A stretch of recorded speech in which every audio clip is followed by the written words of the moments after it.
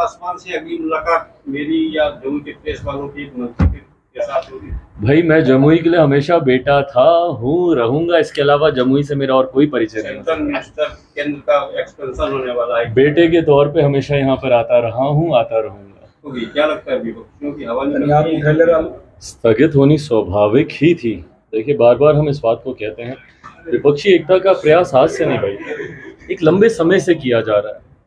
2014 में भी ये प्रयास किया गया था, 19 में भी ये प्रयास किया गया था, पर ये एक ऐसा भानुमति का कुनबा है जो बनने से पहले ही धराशायी हो जाता है। दूसरी सबसे बड़ी बात, विपक्ष के पास मुद्दा क्या है आज की तारीख में? भाई आप अपना भी तो एजेंडा बताइएगा ना। सिर्फ किसी का विरोध करना आपका एजेंडा नहीं हो सका। अगर आप राजनीति में हैं, और लोकतंत्र की खूबसूरती यही है कि जहाँ पे सत्ता पक्ष का एक पक्ष होता है, वहीं विपक्ष का भी अपना एक मत होता है। पर आज की तारीख में विपक्ष का मत किसी को पता ही नहीं है। मौजूदा प्रधानमंत्री आदरणीय नरेंद्र मोदी जी का विरोध करने के अलावा इनके पास क्या सोच है, या इनकी क्या रणनीति है, या इनका क्या विजन है, कुछ तो बताएंगे ना विपक्ष। तस्वीरें खिंचाने के लिए एक मंच पे आ जाना, और जितनी बार ये लोग एक साथ एक मंच पर आते हैं, 1 दर्जन से ज्यादा प्रधानमंत्री के दावेदार उसमें दिखाई देते हैं।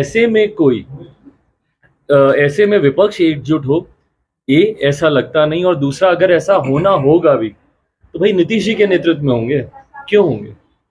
क्या ऐसा मॉडल है मुख्यमंत्री नीतीश कुमार जी का? जब मौजूदा प्रधानमंत्री 2014 में प्रधानमंत्री पद के दावेदार बने थे, गुजरात मॉडल लेकर वो आए थे।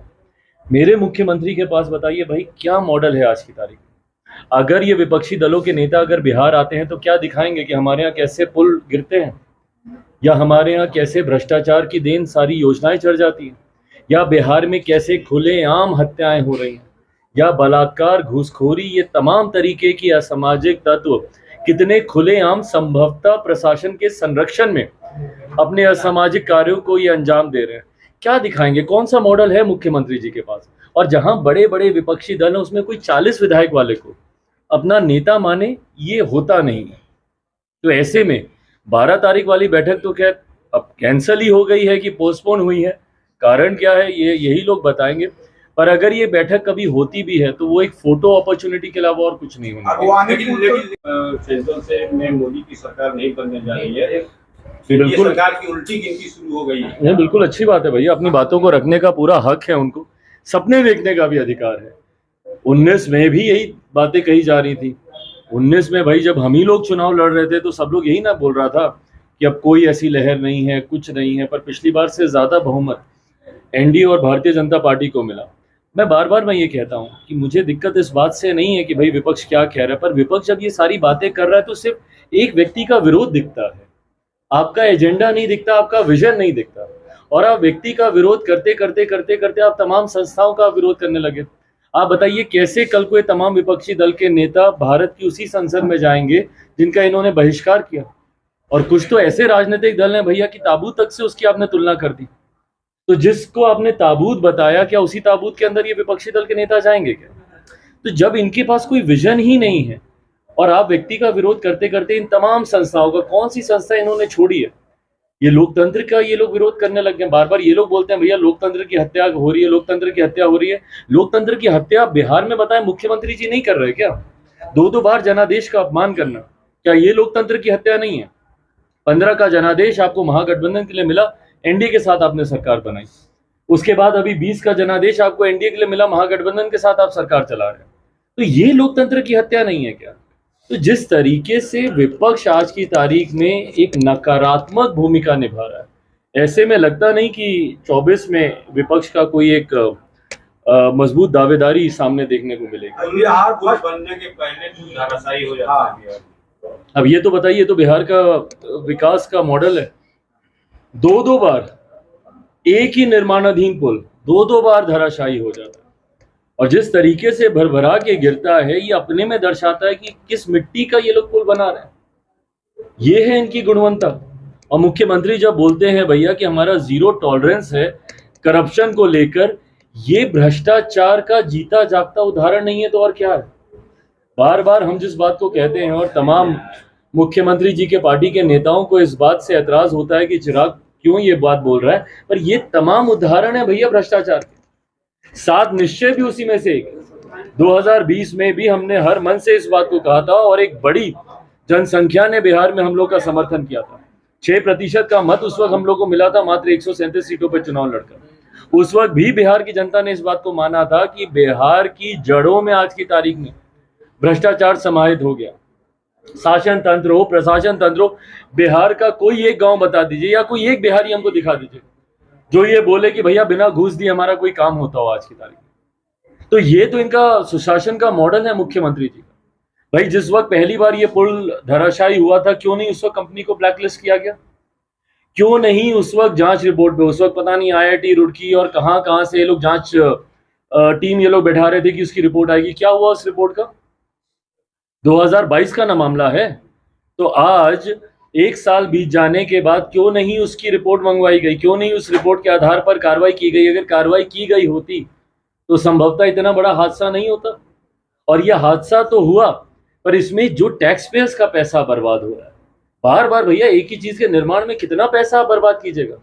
और ये पैसा बर्बाद नहीं है, पैसा लोगों की जेब में जा रहा है।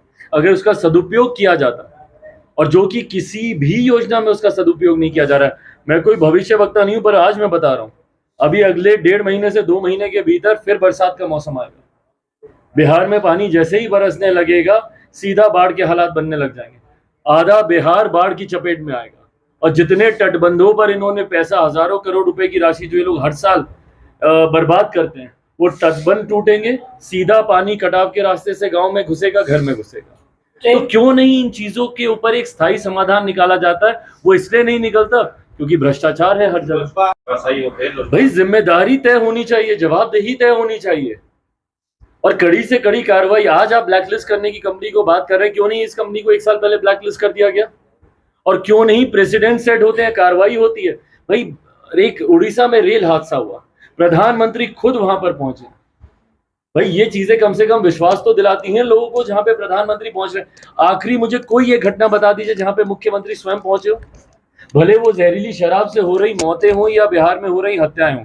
किसी एक पीड़ित परिवार से मुख्यमंत्री नीतीश कुमार जी मिलने पहुंचे, मुझे वो तस्वीर दिखा दीजिए। तो ऐसे में लोगों को कैसे विश्वास पहुंचेगा? और यही कारण है कि असामाजिक तत्वों का, आपराधिक छवि वाले लोगों का मनोबल इतना बढ़ता जा रहा है कि वो खुलेआम इस तरीके की घटना को लोग अंजाम देते हैं। ट्रेन हादसे के बाद भी अब राजनीतिक शुरू हो गई है। लोग विपक्ष का आरोप लगा रहा है कि कवच जो है सुरक्षा तंत्र को सही किया गया। रेल मंत्रालय सवाल और उसमें जो आंकड़ा भी छिपाया जा रहा है उनके मौत का। भाई मेरा विश्वास जरूर है, क्योंकि खुद रेल मंत्री 4 दिन 5 दिन से लगातार वहां पे कैंप कर रहे हैं। जिस तरीके से जांच में तत्परता दिखाई गई है, कई पक्षों के पहलुओं को साझा भी किया गया है, जिस तरीके से CBI जांच की सिफारिश भी कर दी गई है, ये विश्वास दिलाता है। भाई मैं मानता हूं आज की तारीख में नए भारत में इस तरीके की घटनाओं की कहीं कोई संभावना ही नहीं बनती है। ये अस्वीकार्य है। ऐसी घटना भविष्य में कभी ना दोहराई जाए। अब ये भले किसी की मानवीय भूल हो, लापरवाही हो, टेक्निकल फॉल्ट हो, कारण जो भी हो, पर इसके लिए प्रेसिडेंट सेट होना चाहिए इसी घटना के तुरंत बाद। और मेरा विश्वास है कि जहां पे प्रधानमंत्री स्वयं गए हैं, रेल मंत्री 4-5 दिन से खुद वहां पे कैंप कर रहे हैं, तो इस बात का विश्वास हम लोग रखते हैं कि जरूर जांच गहराई से की जाएगी और जो भी दोषी हैं कड़ी से कड़ी कार्रवाई हो, प्रेसिडेंट्स यहाँ से सेट हो, ताकि भविष्य में ऐसी घटना। एनडीए का पार्ट है और फिलहाल तो असम बिहार में चुनाव लड़ने वाले, ये सब अभी चर्चा का विषय है। जब चर्चा हो जाएगी तो जानकारी साझा कर दी जाएगी।